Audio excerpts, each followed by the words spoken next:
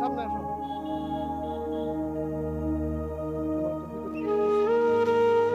তোমার নাম কি? মাসুম। মাসুম। তুমি কোন ক্লাসে পড়ো? চতুর্থ শ্রেণী। চতুর্থ শ্রেণীতে পড়ো। আচ্ছা, চতুর্থ শ্রেণীতে পড়ে এখন তোমার বাসায় কে কে আছে? মা, বাবা, বোন। মা, বাবা, বোন। তুমি কি এক ছেলে? তোমার ভাই আছে? বাবা কি করে? মেশিন কাজ করে। মেশিন কাজ করে। আর মা ঘরের কাজ করে। বোন কোন ক্লাসে পড়ে? বোন একবারে ছোট। ছোট। তুমি সবার বড়। এখন তোমার বাবা যে টাকা পয়সা দেয় তাতে কি তোমাদের সংসার চলে? চলে চলে না? পড়ালেখা করতে তোমার কোনো সমস্যা হয়? না। কোন স্কুলে পড়ো? এই যে সরকারি প্রাথমিক বিদ্যালয়। সরকারি প্রাথমিক বিদ্যালয়। আচ্ছা, এখন যদি আমরা তোমাকে কয়েকটা প্রশ্ন করি, প্রশ্নের উত্তর দিতে পারবা? জি। 5টা প্রশ্ন করবো, ঠিক আছে? 5টা প্রশ্নের মধ্যে যদি তুমি 5টা প্রশ্নের উত্তর দিতে পারো, প্রত্যেকটা প্রশ্নের জন্য তুমি কত টাকা পাইবা জানো? একটা প্রশ্নের উত্তর দিতে পারলে তুমি 10 টাকা করে পাইবে।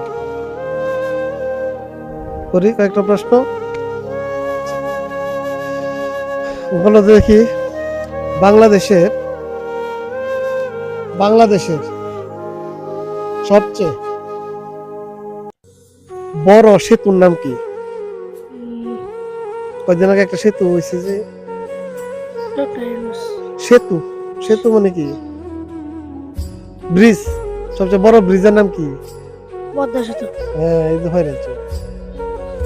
আচ্ছা, বলো তো দেখি, আমাদের জাতীয় কবির নাম কি?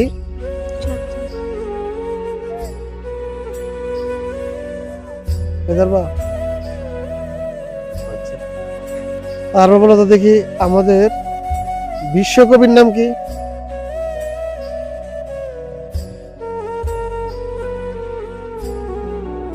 জানো? জানি না।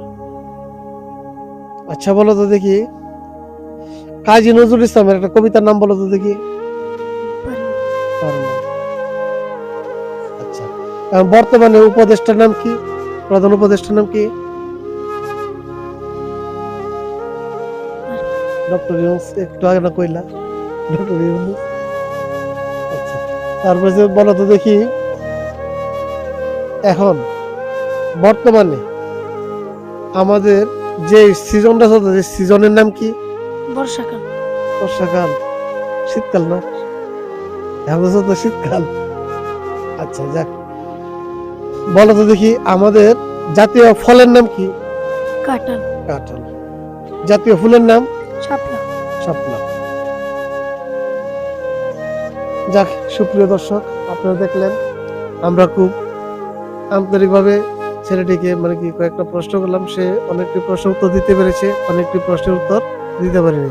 যাক, সে ঘরের বড় সন্তান, তার উপরে মোটামুটি অনেকটা কাজে নির্ভরশীল। তার বাবা ময়মনসিংহ থাকে, এই যে মাঠের মধ্যে অনেক কাজ তার নিজেকেই করতে হয়। তার পরিবারের, তার বোন একজন হচ্ছে খুব ছোট, সে নিজের দায়িত্বে সব কাজগুলো করতে হয়। তার মা হাউসওয়াইফ, তার মা বাসায় থাকে। এবং কি ছেলেটি অনেক ভালো, পড়ালেখাতে অনেক ভালো, সে 4র্থ শ্রেণীতে পড়ে। সে আমাদের অনেকগুলি প্রশ্নের উত্তর দিতে পেরেছে, তাই জন্য আমরা তাকে অসংখ্য ধন্যবাদ জানাই। এমনকি আপনারা এরকম অসহায় ব্যক্তিদের পাশে সবসময় থাকবেন আশা করি। সবাই ভালো থাকবেন, সুস্থ থাকবেন। আসসালামু আলাইকুম।